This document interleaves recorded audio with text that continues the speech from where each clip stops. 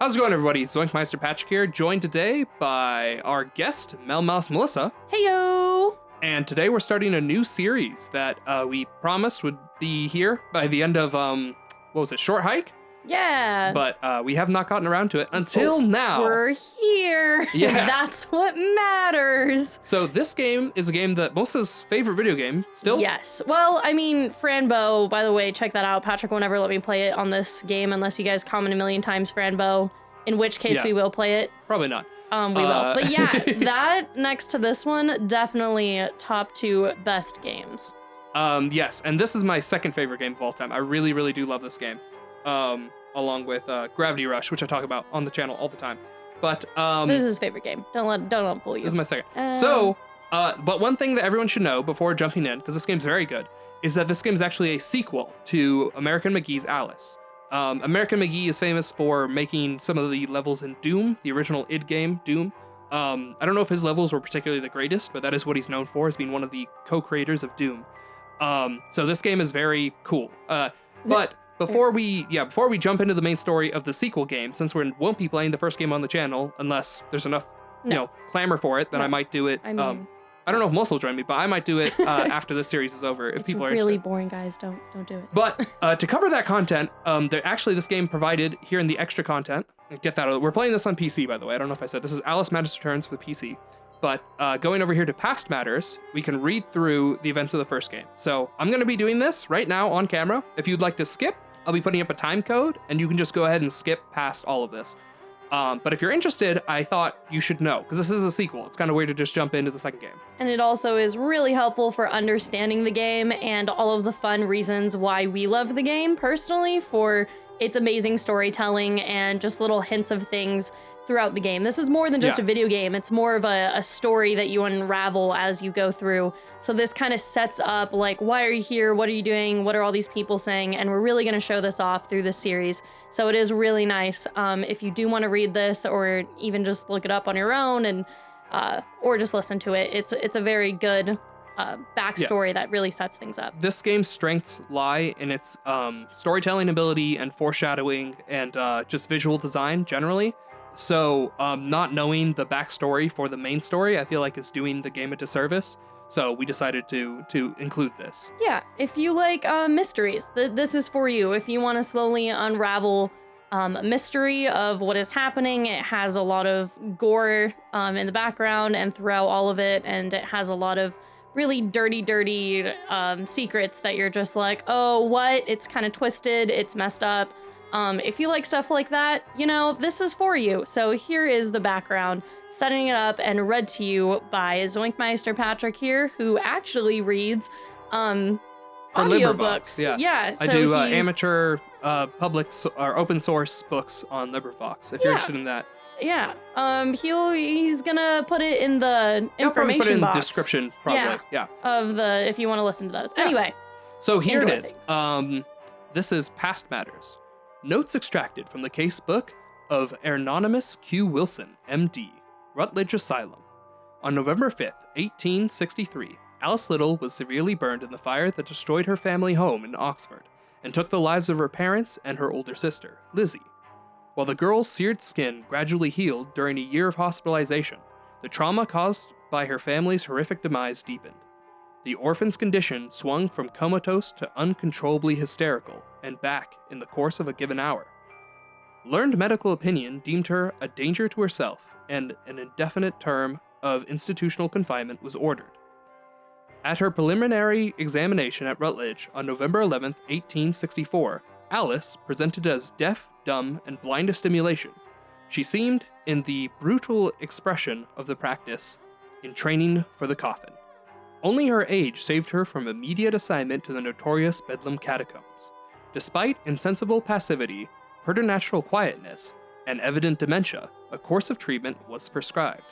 During the first 6 months of 1865, she was subjected to all the best contemporary remedies without result.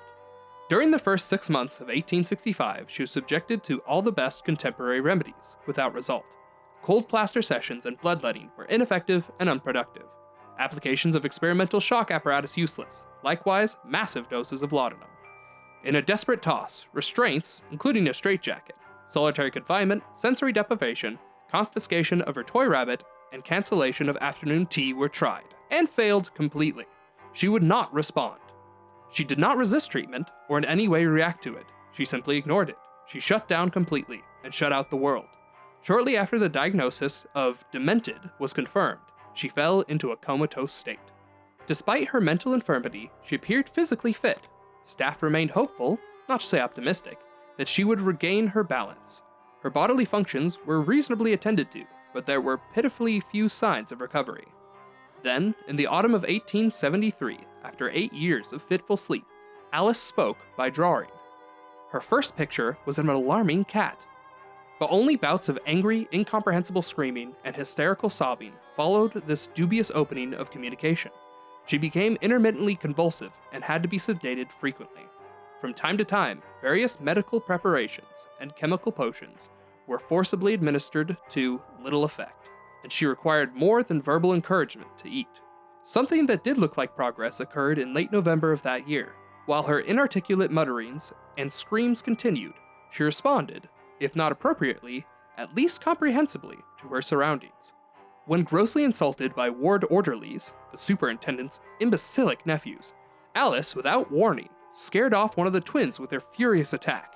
She handled her spoon like a knife, and made the other bleed like a stuck pig. But then, she turned the makeshift weapon on her own wrists. Fortunately, staff prevented her from doing terrible physical damage to herself, but she regressed to her previous state. Days of silence, sometimes sketching fantastical scenes and characters, spouting senseless poetry, then incomprehensible raving, catatonic trances, and unintelligible shouts and groans. Suddenly, in spring of this year, there was a change. She began to speak.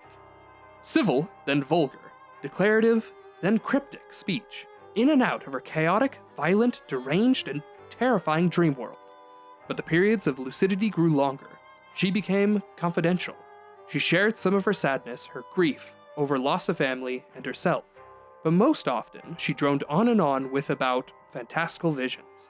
These delusions had no reality, of course, but conversation makes a connection with the world. This was a significant development.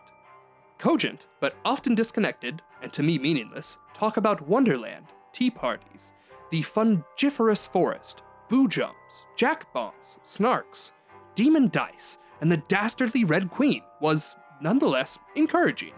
Though her moods ran the gamut from despondent gloom to vicious anger to confident calm, this was a positive prospect.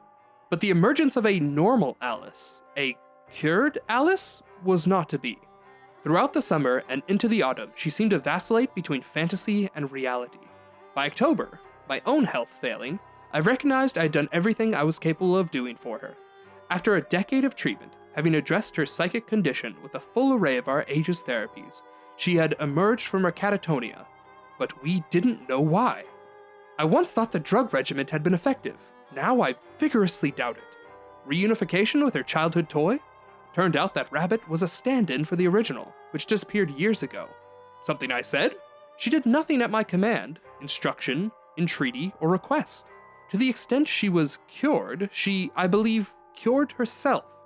As she appeared more or less stable, though plagued by hallucinations that frustrated more than frightened her, I succumbed to the superintendent's entreaties. As further cure seemed doubtful, further confinement was deemed a waste of everyone's time.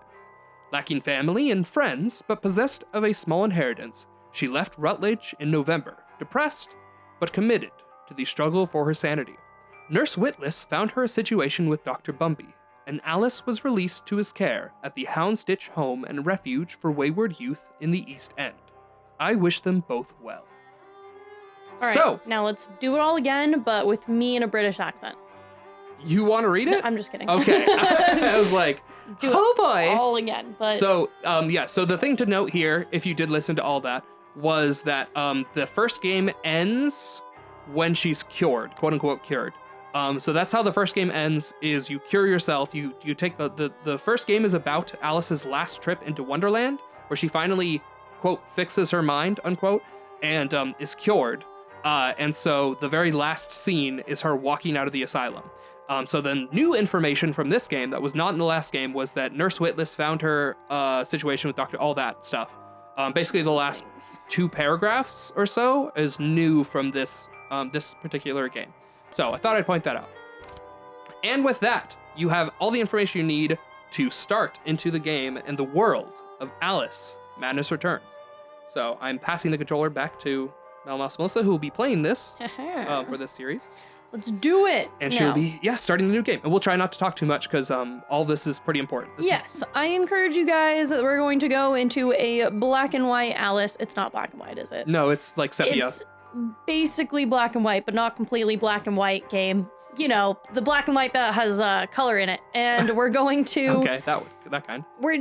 It doesn't matter, that was a setup. So we're gonna go in there, and I encourage you to listen to all of the voices of all of the little kids. They give you a lot of hints as to what is happening here and why and how Alice speaks and communicates with these people and basically how they see her. So I encourage you to listen closely to the surrounding voices and pay close attention to the visuals.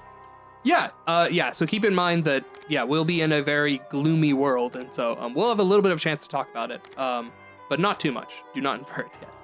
But, we don't want to talk too much at this beginning, because there's a lot of people talking to each other that we don't want to miss. So let us get into the story. Yeah, we'll see how this goes.